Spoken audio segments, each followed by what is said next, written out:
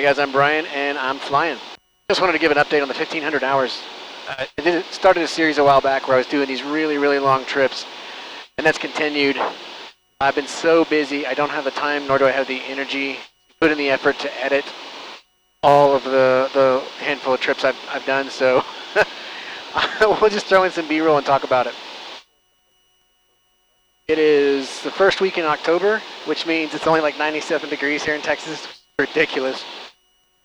And I decided I would get up this morning. Oh, it's raining. It's clear blue skies. How'd that happen? All right, well, apparently I flew through a teeny tiny column of rain.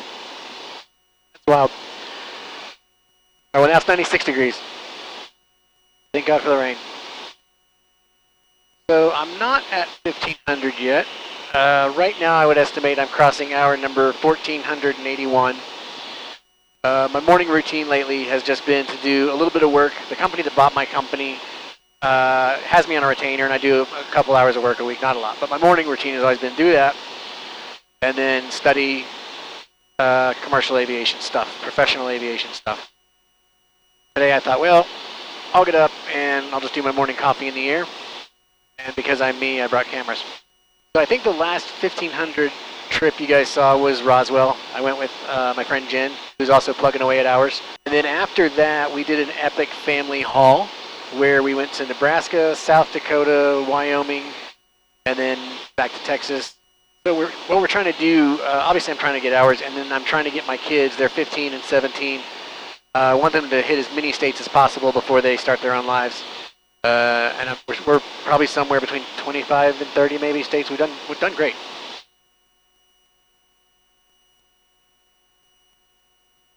The reason I'm pausing is because it might be 13 states. We may not be doing that well.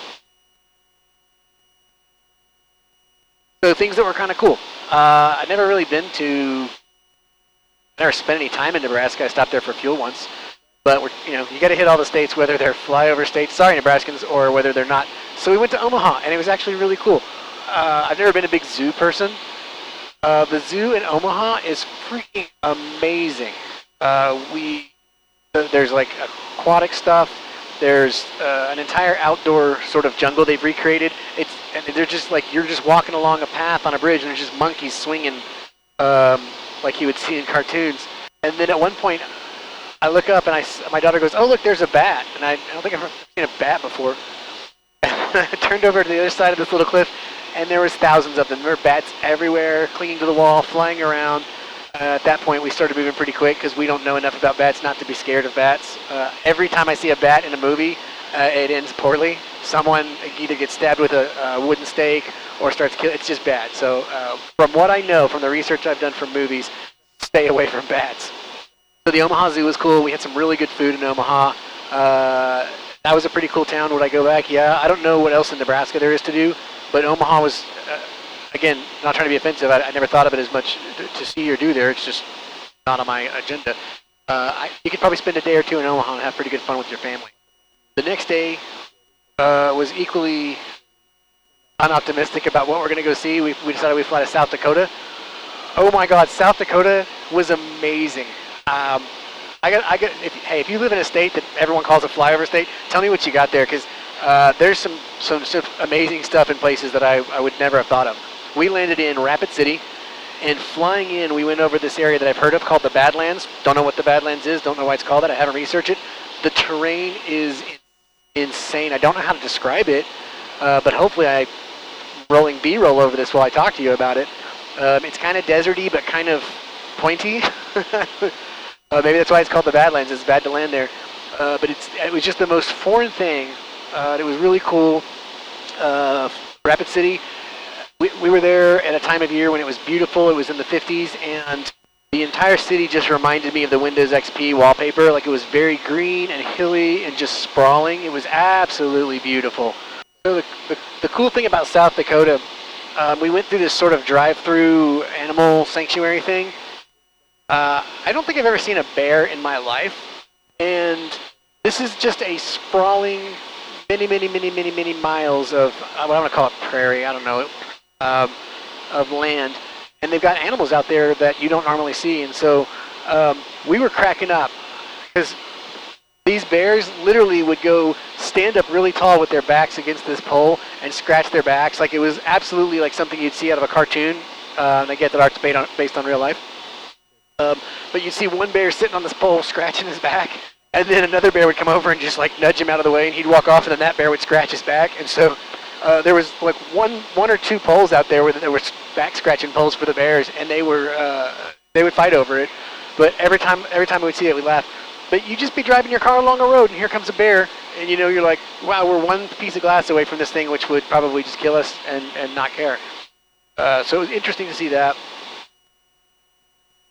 We went to Mount Rushmore. Oh my God. Okay, so here's the deal. If you say to someone, yeah, I'm taking the family to see Mount Rushmore, what they're going to say is, oh, it's smaller, then it's not even that impressive. They're going to downplay it.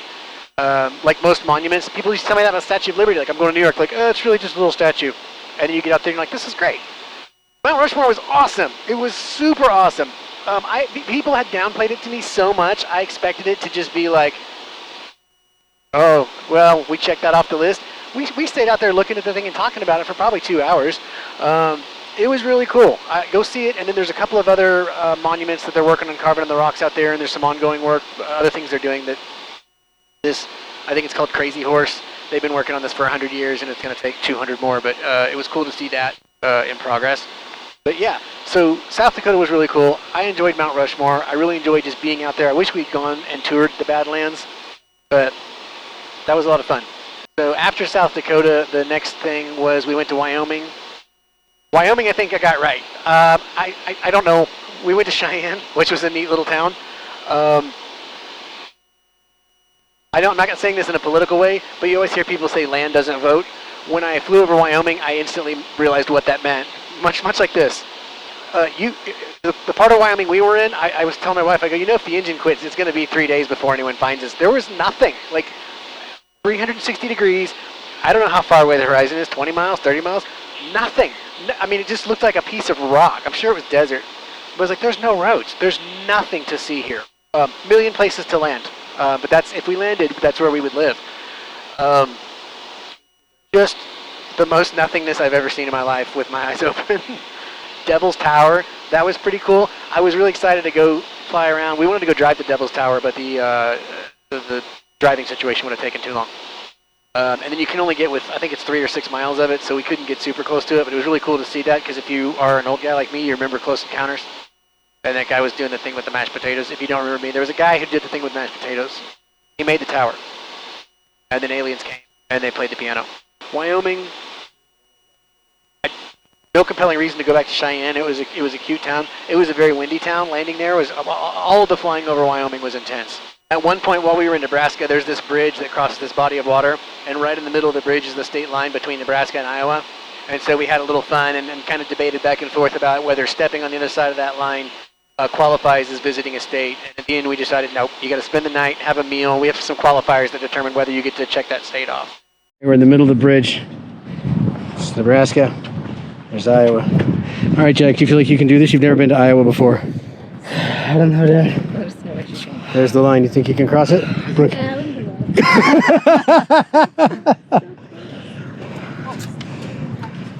All right. There it is.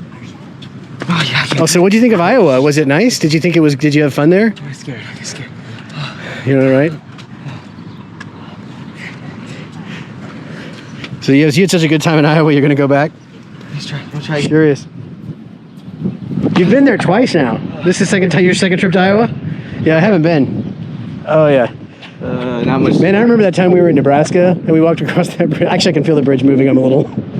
I want to go back. I don't like this. It's shaking. Say no. You know what? I missed that time we went to Iowa.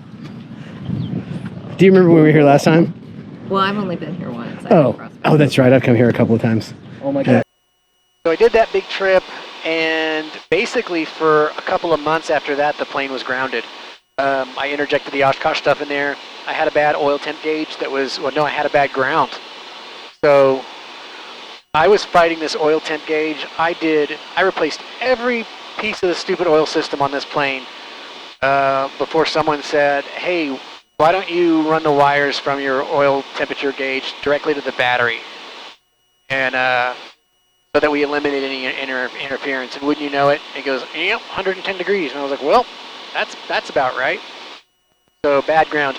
But because of my $2,000 investment into finding a bad ground and $4,000 investment into an engine monitor, I now have the engine monitor at my house, and I'm trying to build up my aviation fund so I can get it installed. It's going to be nice to have all this stuff gone. But the plane was down for months. It was down probably, I'll go remember when that trip was, through about a month ago. So I've been flying with my friend Derek a little bit. I've been safety piloting in Christie's Warrior with some of the instrument students. So I've been trying to get my hands on planes, and then once I got this fixed, I'm like, oh, okay, I'm flying again. So here I am, about to cross the mark that everybody's fighting for. The young people are fighting for. People my age should have 20,000 hours, but I don't, and that's okay. It's 30 minutes. Let's switch tanks and start our timer. So at the current rate I've been flying, the hours have, minus that one gap, the hours have been building pretty quickly. Oh, there's the weather. I'll get out from under this little stell. So prior to this year, the most I've flown in a year was probably 120, maybe 140 hours. In the last 12 months, I've flown 350 hours.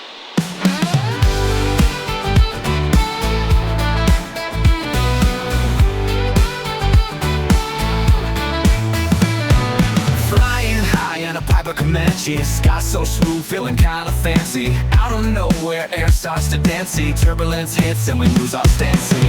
Wings are shaking, heartbeats race. Pilot calls out, we brace for space. Holding on tight, white knuckles embrace. Adventures got us in a wild chase. The ride got wonky, sky went bumpy. Thought it'd be smooth, now it's jumpy. Hanging on with hope so chunky. Clouds above, looking kinda grumpy.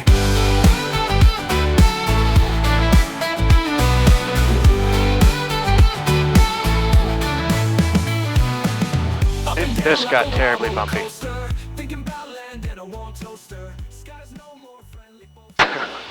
That was wild. So there's a little patch of rain on the map. It's not very big, and it's green.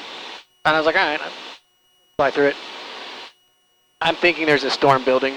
That just got real intense. It's just rain on the map, but something higher up, I think, is. In order for a thunderstorm to form, there has to be moisture, unstable air, and lifting action, and I think we just felt the unstable air. So still plugging away at the 1500, and at the rate I've been flying, I can have them in a few days, and I probably will. So that's where we're at. My 1500th hour, I do have something. I really thought I wasn't going to care that much about it, and then I had a thought, so that'll probably be its own video. There's something I want to do with that video that I think will be kind of meaningful to me. So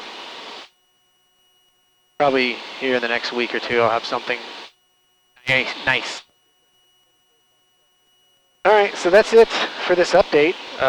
This thing that's building over here to the west is headed home, and it's moving fast, and I'm not sure I want to have to fly around it twice. I'm halfway around it now, but again, it just looks like rain, but I think from what I just felt, it's going to be more intense soon. Just thank you guys for watching. Thanks to Patreons for all the support. Thank you guys.